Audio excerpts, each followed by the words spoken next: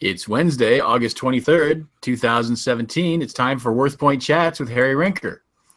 I'm Greg Watkins with WorthPoint.com, and it's time for our weekly conversation with Harry Rinker, our expert in all things antiques and collectibles. How you doing, Harry? Hey, I'm doing great. How are you, my friend? I'm doing well. Well, to quote John Wayne, who is an eminently quotable man in Rio Bravo, don't apologize. It's a sign of weakness, but we need to apologize. We did a video chat last week, but unfortunately we had some technical glitches with it. And the only two people that seem to have enjoyed it are you and I.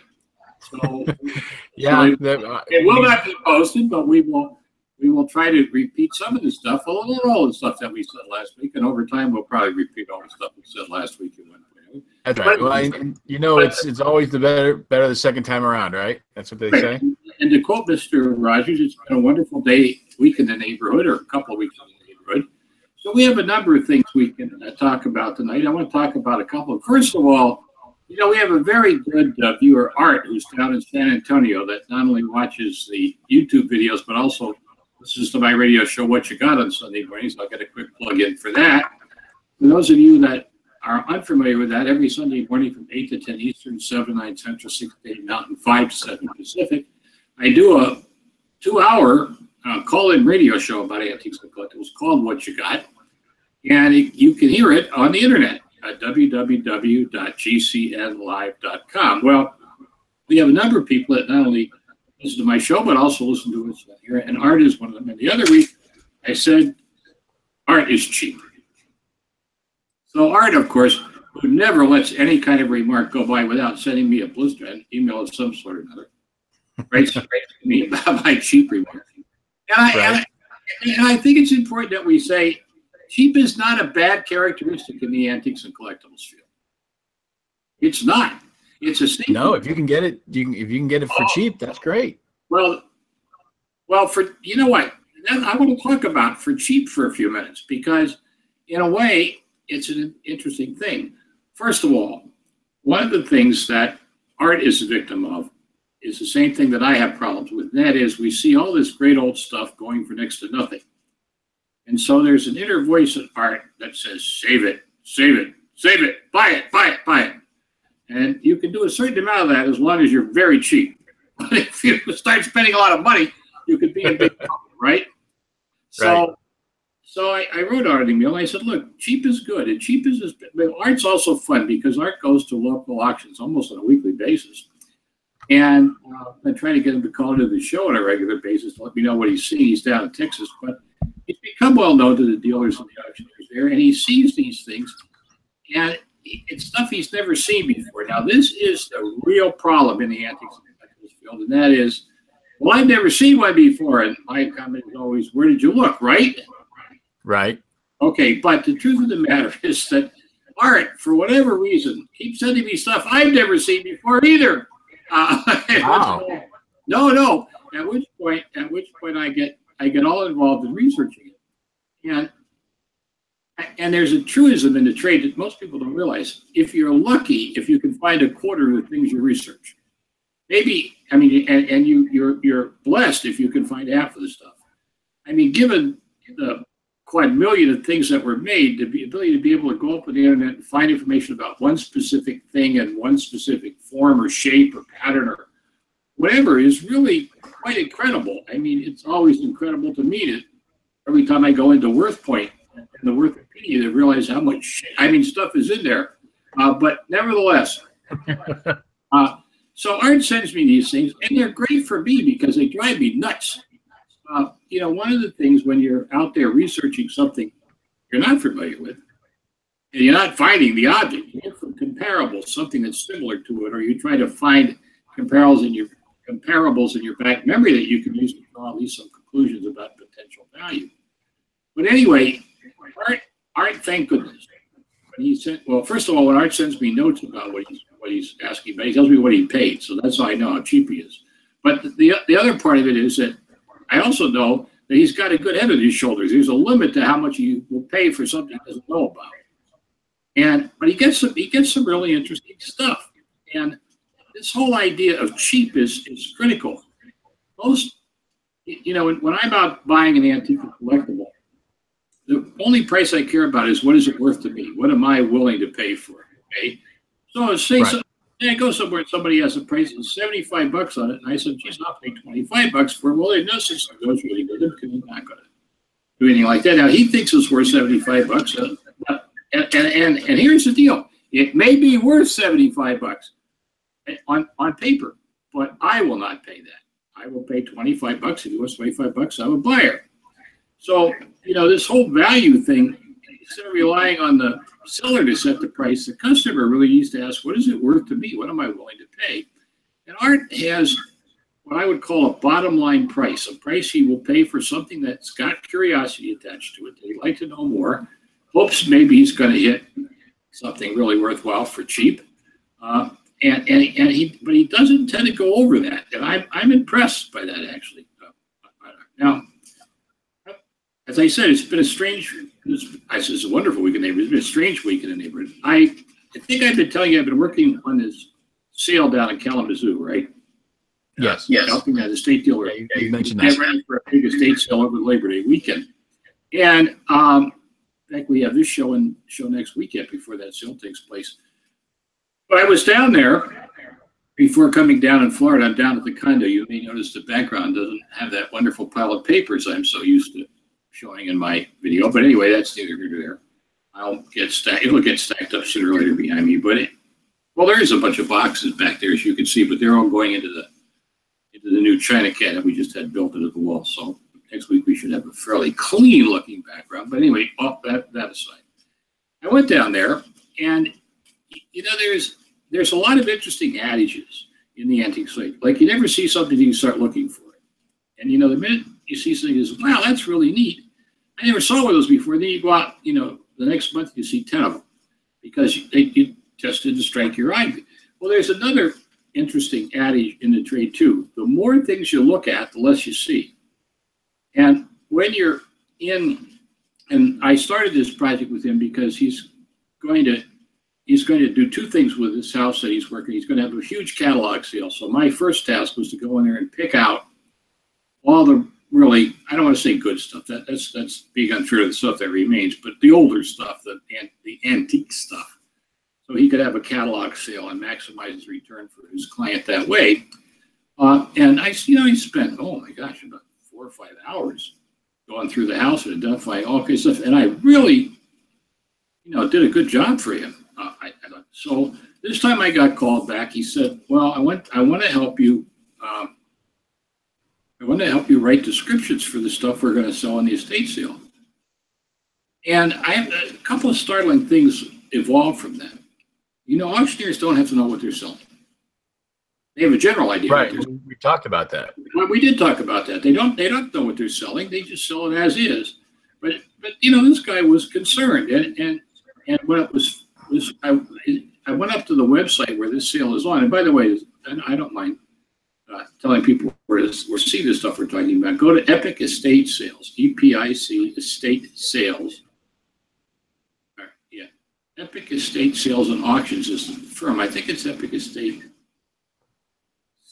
Auctions, maybe, or instead of sales. I'm not sure, but that's the company, Epic Estate Sales and Auctions, out of the Lansing, Michigan area. But you can take a look at some of the things we're talking about. But anyway, and he put his pictures up there before we did this walkthrough. I went back here earlier in the week, or late last week, excuse me. Well, anyway, long and the short of it is, I see this thing that says schoolmaster's desk, early schoolmaster's desk. Well, heck, it was an early country Chippendale, 1820s, 1840s slant front desk, which I mean, that's how, that's what I was having. And I give the guy credit. He wanted me down there describing this stuff, right? Mm-hmm. But I'm thinking, he sat and listened to my furniture course, at which point I wonder what kind of teacher I am. But anyway, enough of all of that. So this was an interesting opportunity for me to go back through the house to look at the stuff that was still there and see if I missed some things that should have been pulled out for the main auction, right? Right. Well, two things. We'll start with in the front room. Don't I see a lot of Chippendale, Queen Anne, White chairs, but almost all of them colonial, late 19th, early 20th century or mid 20th century reproductions. Okay, the colonial revival period is the first one, the centennial period, the later one, colonial revival. And I must have seen, but in the midst of it, all of a sudden I see this Queen Anne transitional chair. It had a crest back solid splat, but it had a trapezoidal seat rather than a saddle seat. But then it had cabriole legs laying into pad feet. So it was one of those chairs that, if it was period, everything about it was 1760 to 1770. Well, you know me how I am about looking at furniture, and so I say, okay, prove to me it's right, because that's a general assumption we make about all this stuff. It's not right unless it proves to you it's right, correct? Right. So what happened is I start looking at this chair, and when you do authenticating, there's a phrase when you get good at it, which collectors, some of the serious collectors say, that piece sings to me. And that piece sang to me across the room. It must have been buried in a whole bunch of chairs. There was like 60 or 70 chairs in a room, and I somehow missed it. Anyway, he had the slat carved back like it's supposed to. It had a leg style that was absolutely Philadelphia. The two things that had been changed is, unfortunately, someone ripped the old trapezoidal seat out and put a whole new underframe on for the current seat, and also the protective pad at the bottom of the pad feet that rested on the floor had been removed and a new one had been added. But other than that, everything else was right about it. And it was like giving the people there a lesson in what makes a Philadelphia Queen Anne chair versus what makes a Boston or New England Queen Anne chair. And you could see it that the legs, I don't know if you remember this, but in a Philadelphia Queen Anne chair, the leg is a solid piece from the piece that holds the cross slat in it from the top, the bar that goes down, and then the leg is carved out and into the pad. That's all one piece, and there it was, all one piece. Right as rain. Integral shoe, that piece of the back that holds the button. Right. It's all one piece of wood. That was there. In that period, the tenon, the side things did not come through the back of the chair in Philadelphia. It did in Boston, and then it reversed itself as a Chippendale period. But that was correct. It was just, and the weight was right. I should have done it. I should have done it with all the chairs, but earlier woods, 18th century woods, are heavier woods. And so, as opposed to the reproduction chairs from the late 19th and 20th century, the earlier chairs weigh more. And you can often feel it. Now, if it's a single chair, it's a little tougher than it was one, but somehow, well, anyway, so I pulled that one. So I'm thrilled to death about that. So it's going to go up in the auction, and I wrote him a description for it. And, I don't know what he'll get for it. Today that market's a little soft, and the fact that the seat's been altered can impact the value, but it's not a $50 chair. I would like to have gone into the garage, gone to the sale and had $250 on it. I would have been faster than Wyatt Earp drawing his gun or whatever gun slinger you want to do, and pay that money in a heartbeat to get at it. But I couldn't do that because I was working for him. The other interesting thing, I was in a China cabinet of Chinese export stuff from the 19th century through the 20th century repo stuff. And on the bottom, don't I find a dark blue historical view cup plate. Now, historically, cups didn't have handles on them, right? And so drinking a cup of tea involved three pieces. One was a saucer-like bowl. The other was a small 3.5 to 4.25 inch plate. And the other was a cup. And you put your cup of tea on the plate, but you poured your tea into the bowl and you let it cool, and then you went.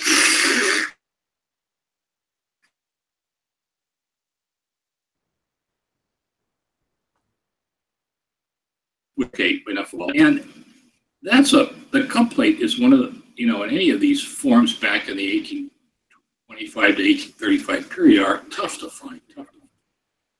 And I've been collecting American historical view since the 1970s. No, wait, 70s? Would that be about right? Yeah, since the 1970s. Early 70s, as a matter of fact, over 50 years.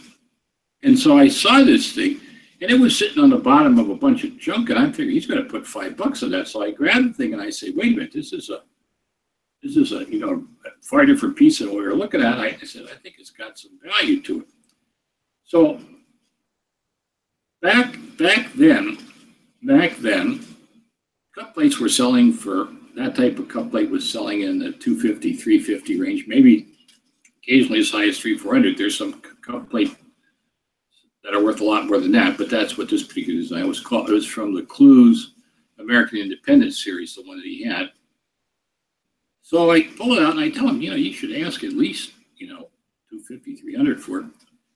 But then I thought maybe I ought to research it on the net. And I tell you, I was shocked.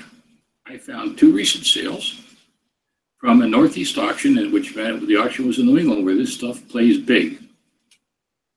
And he got $180 for it, 150 plus 20% buyer's premium, $180. I mean, we're talking a plate that somebody would have paid $300 for in 1975, 76.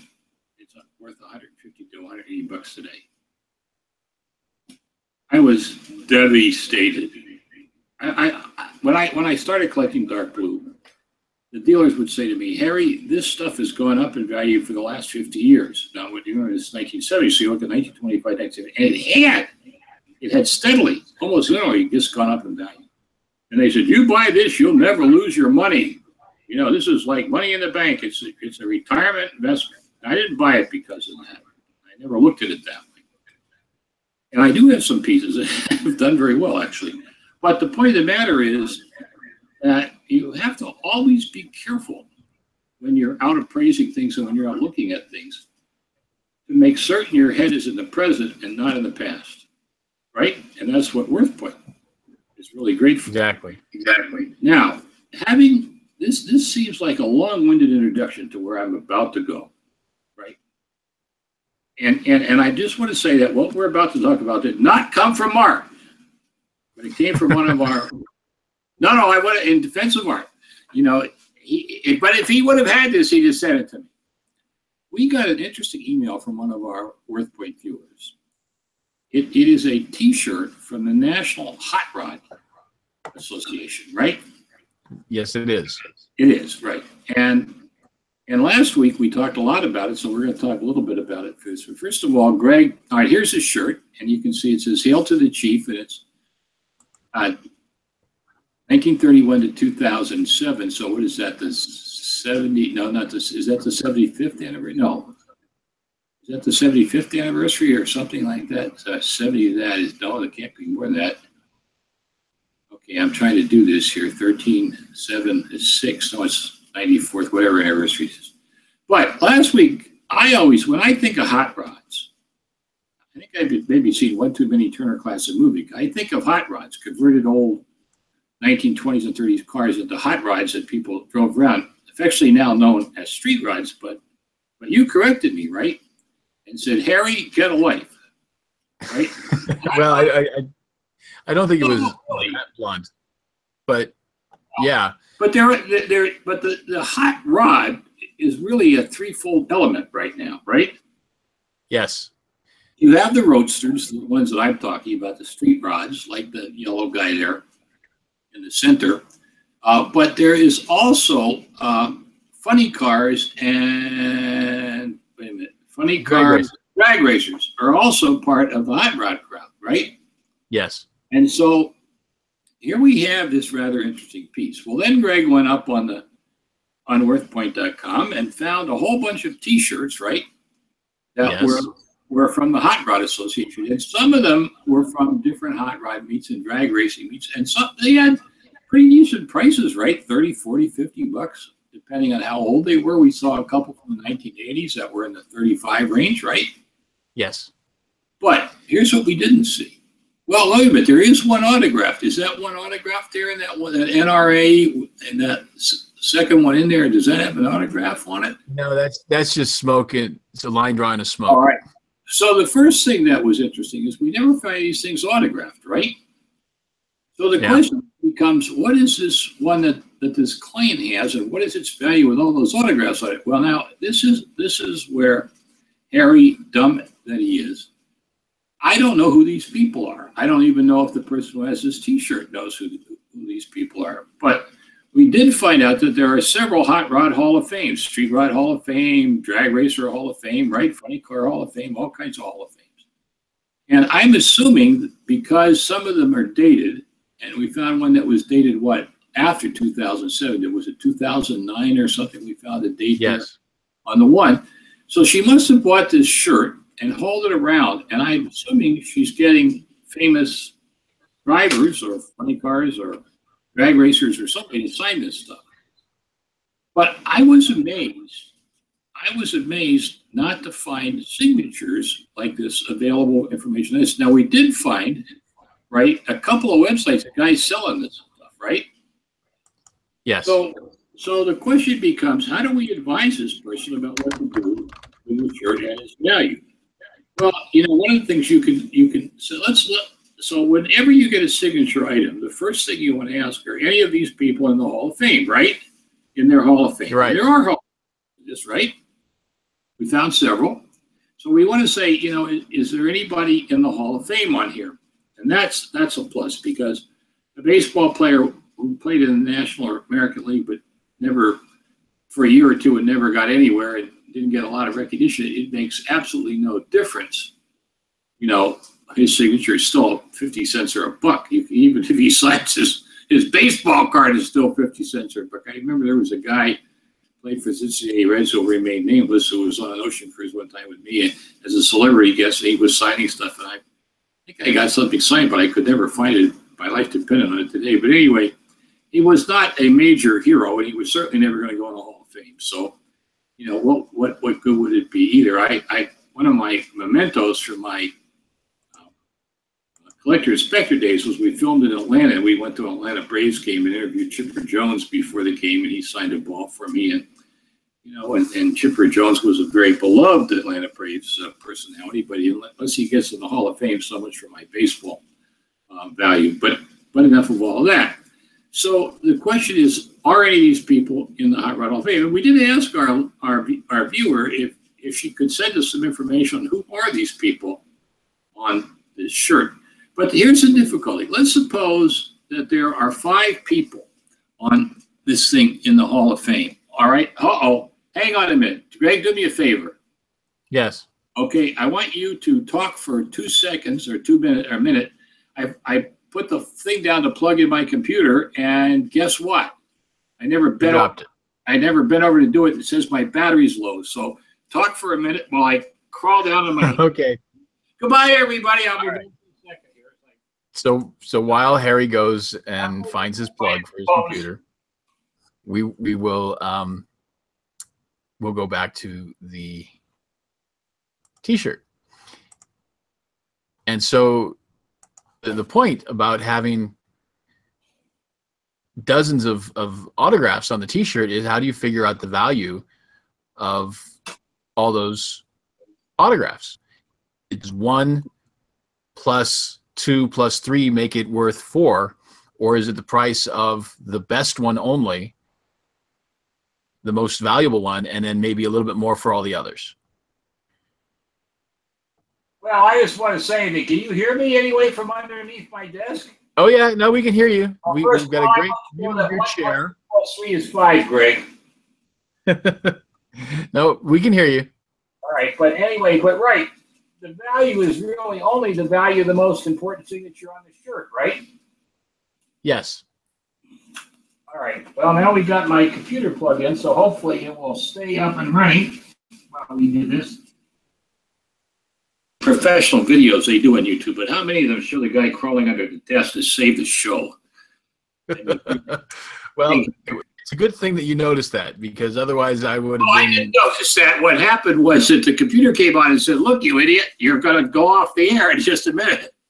But anyway, back to all this. Okay. So welcome back. Yeah. So the question is, how do you value it? Well, what do I think she has? Well, we know that she's got maybe 30 to 40 bucks just because of the T-shirt. And there's got to be a lot of extra value to that. But to whom?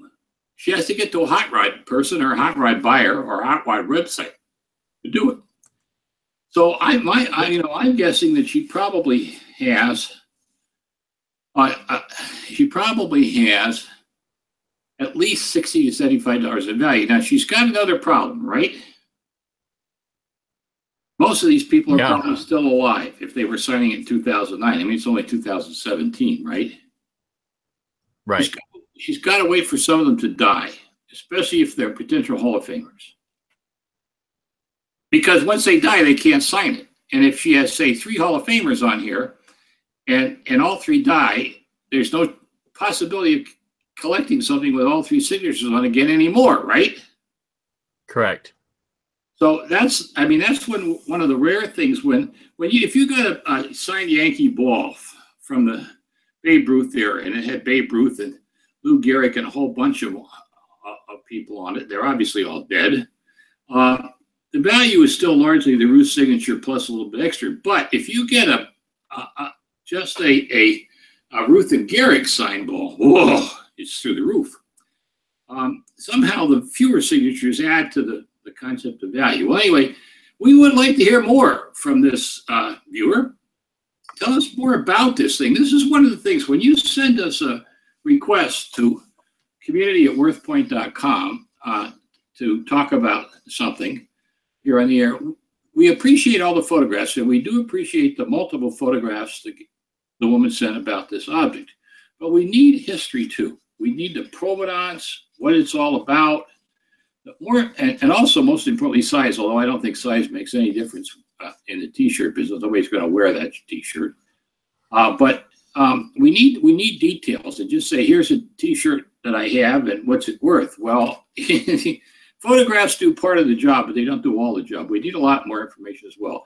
Well, we'd love to hear from you. What topic would you like us to explore? What object that you own would you like us to talk about? Well, just send it to community@worthpoint.com. That's community@worthpoint.com, right? Right. Right. Got a couple of things. I've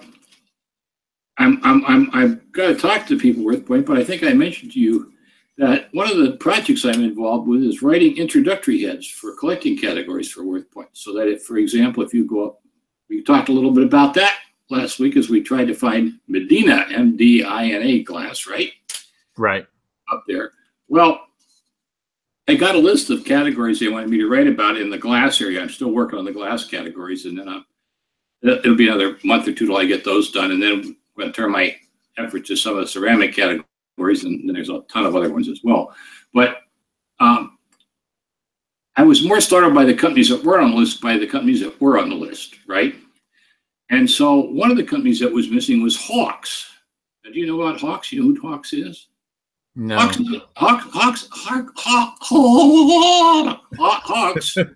is a company that was a glass decorator. You know, when Heisey had etched patterns like Orchid and so forth, Heisey didn't necessarily have a bunch of people etching those patterns in its building. It created blanks and sent them out to deck blank pieces. And this is what a lot of people don't realize, that this subdivision of manufacturing was big time. Going back, you know, Duncan Fife didn't sit there and make all his furniture. He sent the inlay, he sent the basic furniture form to an inlayer to inlay, and he sent the mirrors to be gilded to gilters. I mean, you know, it was a subdivision right from the beginning. Well, in the glass industry, the decoration of glass and whether it's cut, etched, or painted was jobbed out to companies that specialized in cutting, edging, and decorating and painting glass. And one of those companies was Hawks, H-A-W-K-E-S, was located in Corning, New York, and eventually became one of the principal cutters in the American brilliant cut glass period. Well, you know, the barometer I've been using when I want to add a company that they didn't have on their list is how many examples are on WorthPoint, right? Now, I got my WorthPoint thing set to 100 examples a page, right?